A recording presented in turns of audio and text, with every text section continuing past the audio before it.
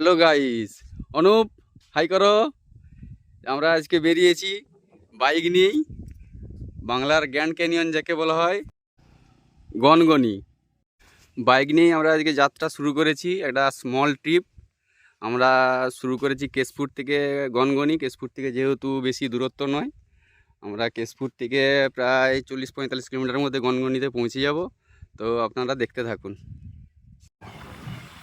আমরা কেশপুর থেকে যাত্রা শুরু করেছিলাম, কেশপুর চন্দ্রকোনা হয়ে এখন রসকুন্ডুর কাছাকাছি যে বাংলার গ্র্যান্ড ক্যানিয়ন, এই যে গনগনি মোড় এসে গেছি আমরা, প্রায় গনগনির কাছাকাছি। পার্কিং ফি, এই জায়গায় সব গাড়ি দাঁড়িয়ে আছে, বাইক রাখা, যারা বাইক নিয়ে আসবে তাদের বাইক রাখার জায়গা, টুরিস্ট বাস। এই যে আপনারা এসে গেছি বাংলার গ্র্যান্ড ক্যানিয়ন গনগনি স্পটে। আপনারা দেখতে পাচ্ছেন কি সুন্দর প্রাকৃতিক সৌন্দর্য, জল, নদী, পাহাড়, গাছপালা। ভিউটা একদম সবার উপর থেকে ক্যাপচার করা। তো আমরা এখনও নিচে নামিনি, জাস্ট বাইকটা পার্কিং করলাম, তারপরে এই ভিউটা আপনাদেরকে দেখানোর চেষ্টা করলাম। এটা একদম সবার উপর থেকে গনগনির যে ভিউ, সেই ভিউটা দেখানোর চেষ্টা করলাম।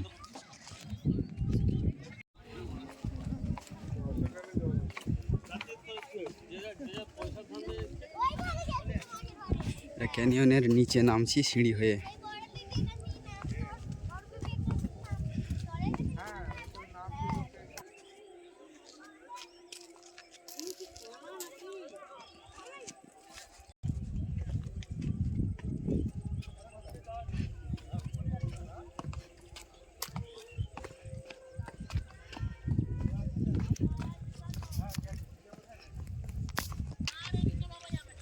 দেখো আমরা কত নিচে নেমে গেছি, একদম নিচে সিঁড়ি হয়ে।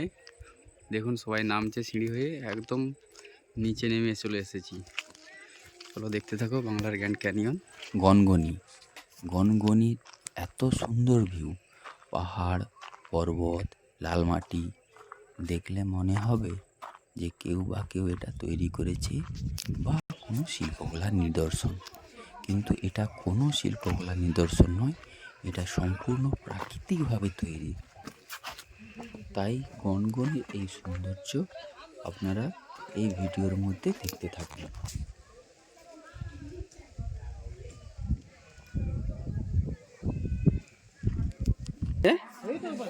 কোথা দিয়ে নামবো? চলো।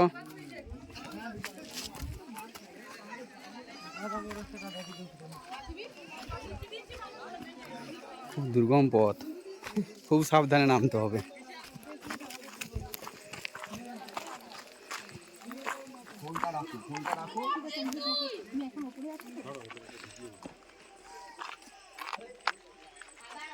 গাইস কত উপরে উঠে গেছে সবাই।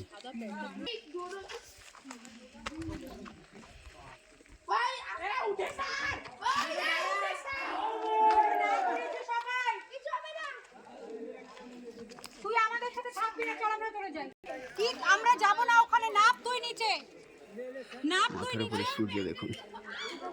নাপ এদিক দিয়ে ওদিক। গাইস আমরা হাঁটতে হাঁটতে একদম জলের কাছে চলেই এসেছি প্রায়। ও এখানটায় নামা খুব কষ্টকর ব্যাপার।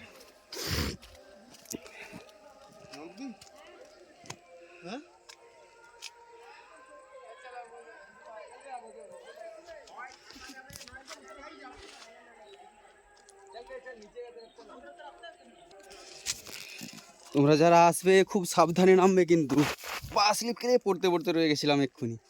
পা স্লিপ খেলেই কিন্তু বিপদ। কাঁটা আছে সাইডে, নামা খুব ভয়ঙ্কর ব্যাপার একদম। খুব সাবধানে নামতে হবে কিন্তু। অনুপ তুমি নামতে পারছো?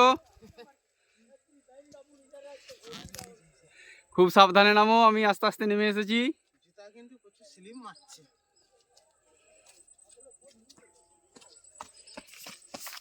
এই জঙ্গল, একদম নদীর কাছাকাছি প্রায় চলে এসেছি।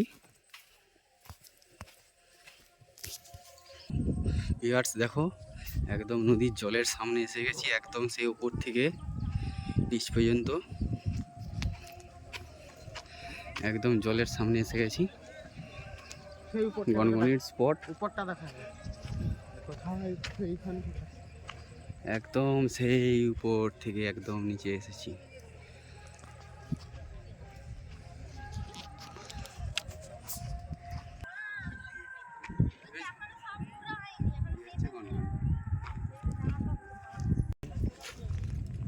সেই সামনে থেকে আমরা হেঁটে হেঁটে এসেছি, খুব দুর্গম রাস্তা, একদম জলের সামনে এসে গেছি।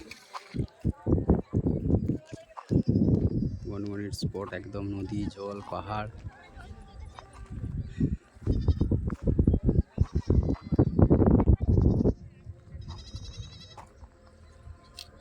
আমাদের খুব ক্লান্ত হয়ে গেছে, গনগনির জলেই, গনগনির যে নদী সেই নদীর জলেই মুখ ধুয়ে নিচ্ছে, চোখ হাত মুখে জল নিয়ে নিল।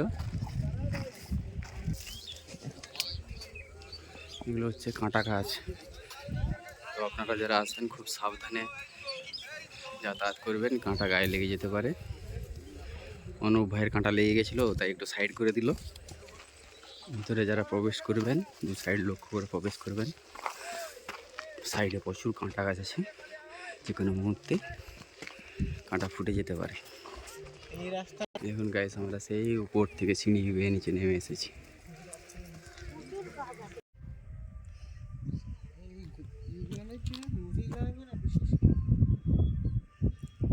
পুরো লাল মাটি,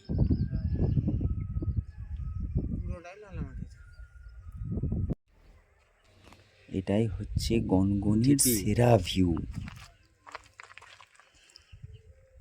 মনে হবে কেউ না কেউ সাজিয়ে দিয়ে গেছে, কিন্তু এটা প্রাকৃতিক সৌন্দর্য, প্রাকৃতিক সৌন্দর্য একদম। পেছন দিকটা নে একদম পুরো প্রাকৃতিক সৌন্দর্য, লাল মাটি এমন মানে দেখানো হয়েছে পুরো যেমন পাথর ভাঙা।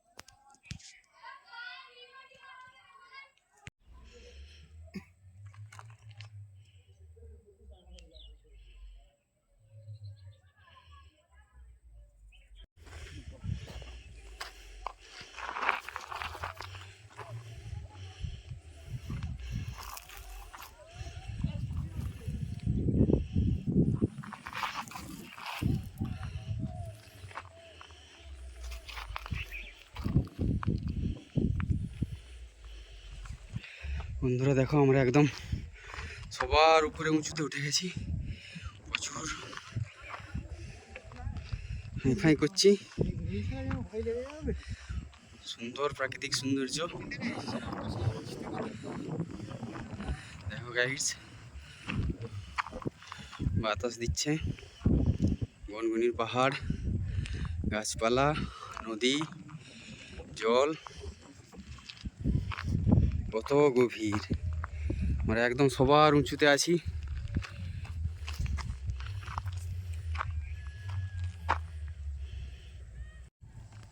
তো গাইস, আপনারা যদি কেউ পাহাড়ের উপরে উঠেন তো ওঠা খুবই সহজ, নামার সময় কি ভয়ঙ্কর অবস্থা দেখুন। নামতে গেলেই পা পিছলিয়ে পড়ে যাওয়ার সম্ভাবনা থাকবে, তাই আপনারা সাবধানে উঠবেন এবং সাবধানে নামবেন যদি এখানে এসে থাকেন। এটা হচ্ছে গনগনির পিকনিক স্পট। তো আপনারা যারা পিকনিক করতে আসবেন তাদেরকে এর ভেতরেই পিকনিক করতে হবে।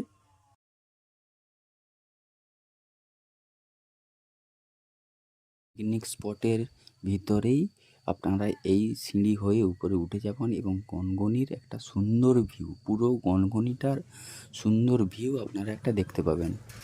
নদী, পাহাড়, পর্বত, জল, চারিদিকে সবুজ গাছপালা।